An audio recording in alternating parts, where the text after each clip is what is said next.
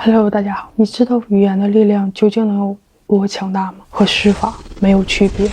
这是一项来自于18世纪的心理学实验，当时是以要研究人体对疼痛的最大耐受度为由招募实验对象。实验开始，让受试者亲眼看着用火烤一根针，将这根针烤到发红发烫，一边用火烤这针，一边跟受试者说：“一会儿我就用这个针烫你喽。”贴心的给受试者讲解怎么烫它，烫它多长时间，烫到哪儿啊？就是烫到胸口这个位置。然后还问受试者：“你准备好了吗？”准备好了，我们可就要开烫喽。用布将受试者的眼睛蒙上，将提前准备好的冰块放在受试者的胸口位置。注意啊，没有放那根烧红的针，放的是冰块。当冰块放到胸口上，皮肤即刻出现了烫伤，还给燎出来个水泡。用冰块就能烫伤皮肤，用语言就可以灼伤他人。当时我们心理学老师讲完这个实验之后，我真的是相当震撼了。整这么大动静，费这么大事儿，就是为了吓唬他一下子。当你知道语言有这么强大的力量，你会用它做什么呢？来看看历史上的真实故事，出自于《史记·宋微子世家》。春秋时期，宋景公当政的时候，当时的国家占星师叫做师星官紫微，就发现，天空出现异象了，荧惑占星。荧惑就是我们现在说的火星，刚好侵占星宿的位置就是宋景公照着的地盘的相应天区，预示着国君将要驾崩，是最凶的天象。大王不好了，夭寿了，夭寿了，你怕是挺不过今年了。这真是人在家中坐，祸从天上来。景公肯定慌了，紫薇看着他慌张的样子就非常害怕，他不能悲愤生怒，认为是我蛊惑人心，让我先下去垫背吧，就赶紧解释道：“我能将灾祸转移给宰相。”景公啊，还能转嫁给别人，但是又一想，宰相就如同我的双腿一样，负重蒙劳，吃苦耐劳，没有他给我干活，我可怎么活呀？紫薇想了想，那也能把灾祸转移给百姓身上。景公不假思索，没有子民的君王那是个啥呀？怎么能把灾祸转移给百姓呢？紫薇转念又一想，既然国君仁德，不愿意将灾祸转移给他人，那也可以将灾祸转移到物体上，就转移到谷物收成上嘛。景公震惊，年成欠收是会闹饥荒饿死人的，你这是要把我们一波送走啊？算了，还是我死吧。紫薇就在旁边感叹道：“上天神明虽然高高在上，却可以听见人间最细微的声音。现在您讲了这么体现国君仁德的3句话，你放心吧，火星肯定会移动的。”景公对于紫薇的这个话肯定是不信的，看出了景公的疑虑，紫薇信心十足。我今晚就不回家了，如果明天火星没有移动位置，你就把我脑袋砍掉。老子说哈了，要不名垂千古，要不明天做古。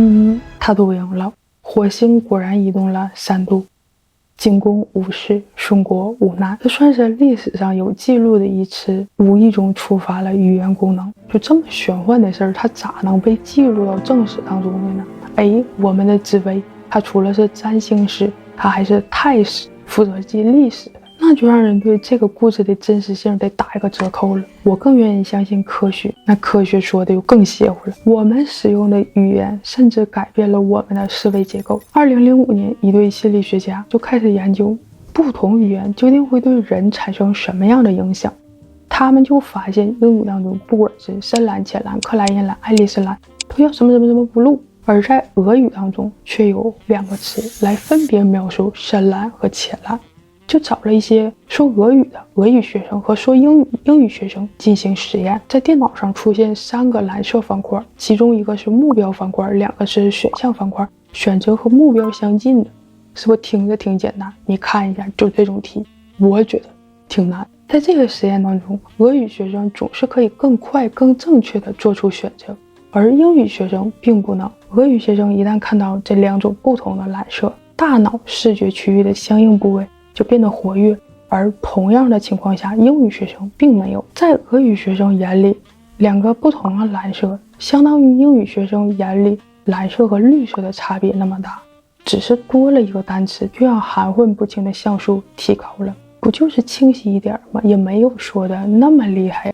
继续实验，拿了2个3层的小架子，又找来一些3到4岁的孩子继续进行实验。在3层的小架子上，每一层都放一只玩具猪，而其中只有一只猪的里面被放了一只猩猩。告诉孩子找到这只带猩猩的猪就算是获胜，将这只带猩猩的猪放在架子上，让孩子们去另一个架子的相同位置找到另一只带猩猩的玩具猪就算是获胜。听着挺简单吧？对于3到4岁的孩子来说，就相当于对我们说，来照这个搭个核反应堆吧，相当困难。孩子们经常会忘记，那个带猩猩猪放哪儿来的？但是实验人员通过在游戏开始之前告诉我们孩子3个单词：顶部、中间、底部，孩子们就可以正确的找到带猩猩的猪，就相当于输入3个单词，系统升级。语言就是这么神奇的改变了我们的思维结构。你要这么说，我要会2种语言，那我不就是双系统了吗？土耳其谚语就是这么说的。会2种语言的人就相当于2个人。扑克牌里的红桃 K 查理曼大帝也说了一样的话，会2种语言的人相当于有2个灵魂。同样也做了相关的实验，发现会多种语言的人认知会更加灵活，逻辑思维、抽象推理能力都表现得更加好。冯诺依曼、特斯拉、高斯都是会多种语言的人。语言究竟要怎么用呢？荣格通过分析8万多个梦，就发现很多没见过蛇和蜘蛛的爱斯基摩人会梦到他们。世界上不同文明、不同文化都有关于宗教、神话、传说，而且他们还惊人的相似。甚至在1战开始之前，很多人都会梦到战争。荣格就想，这些信息应该都来自一个地方，也就是集体潜意识。意识分为3种，第一种就是表层意识，也就是我们通常所说的逻辑思维、推理能力。第2层潜意识，隐藏在表层意识之下的，它会潜移默化地影响我们的行为决定。潜意识有点像磁带、录像带，保存着、记录着所有你看到的、听到的信息。荣格说，除非将你的潜意识意识化，否则它将会指引你的一生。然后你说它是命运，就是你看过、你听到、你想过的事情，将来都会用你身上，你管它叫命运。而我们的潜意识是相连的，就是集体潜意识。佛教也将意识分为8种，第6种意识，第7种莫那斯就是潜意识，第8种阿赖耶识集体潜意识，人类共同的意识。我们现在所有看到的、听到的、身边的一切，都是从阿赖耶识而来的。重点是什么？将我们想要的信息放入到集体意识当中。怎么放呢？我们的思想潜意识是相连的，身口意，意通过口成为行动，变为现实。口就是语言，语言既可以被录入到潜意识当中，也可以打印成为现实。圣经中说言既肉身，就是你说的每句话都是现实的一部分。日语当中有一个词叫做言灵，他们认为语言中有神有灵魂，他们会希望这句话变为现实。古代人是都知道这个信息的，甚至我们现在也是日用而不知。起名字啊，不要说晦气话呀，往好了用叫祝福，下死手就是诅咒。回想一下我们很多年前说的一句话，其实早就已经成为现实了。等一等，为什么我说我要报复它没有成为现实呢？心理学当中有一个词叫做自我应验效应，随口说的一句话，只要说话者相信并采取行动，这句话就有很大可能成为现实。重点是啥？你得信呐，嘴上虽然说了，但你根本不相信，心里不这么认为，你让潜意识怎么记录呢？就像故事开头的那个实验对象，他是确定了今天指定要烫他，他才会被冰块灼伤。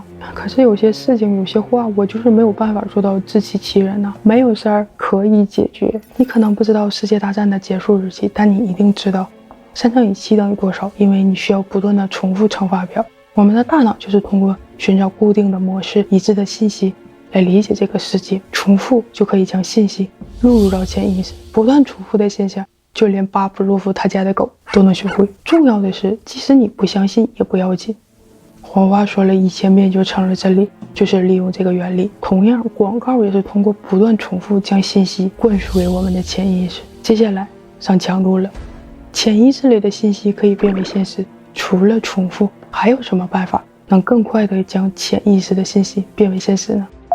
感恩感谢，哪怕很小很小的事情都要非常的感恩感谢。你看啊，日本、德国、西班牙还有很多信教的都会在吃饭之前说谢谢。你越是经常的去感恩感谢，力量肯定就越大，就越容易创造出感恩感谢的情境。当你对一个人说谢谢的时候，他肯定是开心积极明亮的，同样你感受到他的情绪，你也是开心积极明亮的，形成一个正向循环。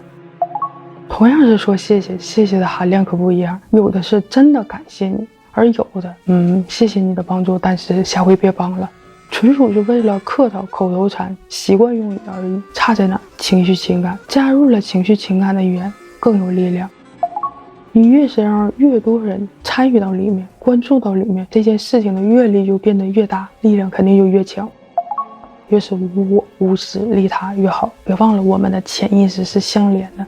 著名的量子纠缠理论就说，当一个粒子发生改变的时候，无论相距多远，另一个粒子也会发生改变。当你发出去的语言能量关联到越多人，与越多人产生联系，尤其是这种好的积极的能量，那么你连接到的返回给你的力量也就变得更强。这也是为什么要发大运的原因。单凭一个人的愿力太小了，而有了众人之力，自然就不一样了。如果你想有钱，你可以说我希望所有人都能繁荣富足。现在再回想一下，为什么宋景公3句话让上天为我斗转星移？实际上不止如此，火星不是移动了3度吗？一度是7年，宋景公又被加了21年的阳寿，实际上他在那之后又活了27年。想想我们每天真正要传达的内容，又说了多少话呢？抱怨不满，迎合对方，客套话，口头禅，我没有钱，我真倒霉，你怕是想体验一下灾难片吧？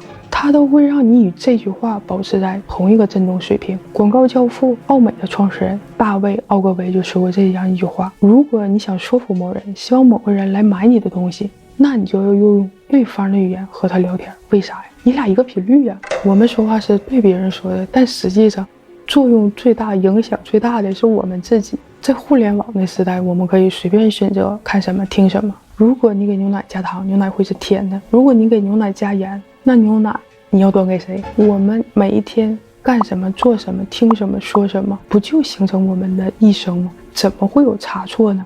非礼勿听，非礼勿视，非礼勿言，原来是这个意思啊。那这么说，我就多说、多看、多听一些好的、积极的，不就行了吗？实际上这是非常公平的交换。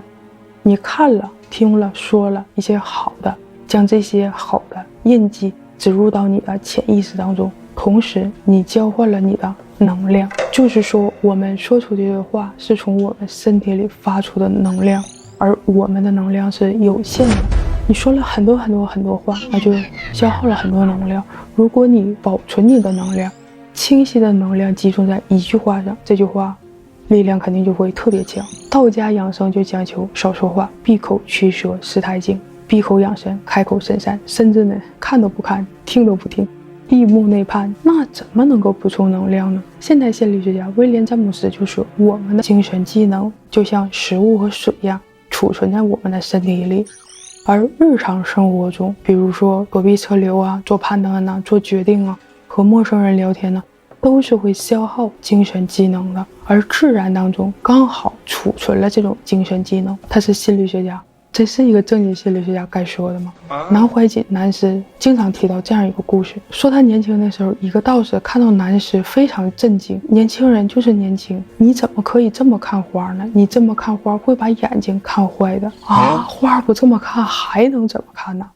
道士就给他解释道，你看啊，花一株一株的开得多活泼呀，你这么一看，你的精神就被它给吸走。而有道的人看花是会把花的精神给吸来的，是不是一个意思？南师说这句话他记一辈子，所以他到老了眼睛也不会花。而且他还说，我们看书、看文字、看山看水，都是将我们的精神附着在上面，这是错。就是自然环境可以补充这种能量，而且要减少这种过于关注聚焦的，这都是会消耗我们的能量的。好，回到正题，成功人士都知道语言的能量。围炉夜话当中就写，语言尖刻终为福薄之人，多言数穷不如手中道德经。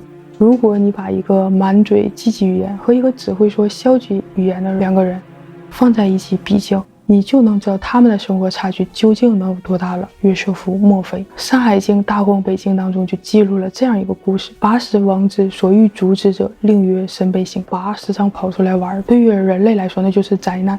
于是就对他说：“神呐，往北边去吧。”高尔基就嘲笑这种行为。古代劳动人民妄图通过咒语、祝祷、喊名来控制大自然，你说他们得有多相信自己语言的力量啊？就这事儿，我们现代人看来那也是相当可笑了。会把雷电当作神发怒，会把流星看作神礼物，就这样还妄图通过术法控制大自然，这就是欺负古代人过不来。他们还想说呢，你们懂啥？